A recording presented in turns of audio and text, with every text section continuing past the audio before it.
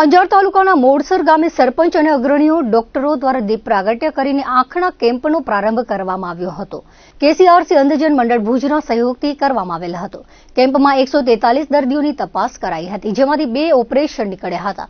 આંખની ચેકઅપ કરાવીને ટોકન ચાર્જમાં 55 દર્દીઓએ ચશ્મા આપવામાં આવ્યા હતા. આંખનું ચેકઅપ કરાવીને ટોકન ચાર્જમાં 55 દર્દીઓને ચશ્મા આપવામાં આવ્યા હતા. સરપંચે ડોક્ટરોને સેવા આપનાર ભાઈઓની ચા પાણી અને જમવાની વ્યવસ્થા કરી હતી. ગાયત્રી પરિવાર દર મહિનાની 10 તારીખના અલગ અલગ 3 ગામડાઓ અને ચોથે ફેરી ગાયત્રી શક્તિપીઠમાં કેમ્પ કરે છે. ટ્રસ્ટી હસમુખભાઈ માથકિયાના માર્ગદર્શન હેઠળ કરવામાં આવે છે અને જ્યારે ગાયત્રી શક્તિપીઠમાં કેમ્પ હોય છે ત્યારે ડોક્ટરોની જમવાની વ્યવસ્થા રાજેન્દ્રસિંહ જાડેજા દ્વારા કરવામાં આવે છે.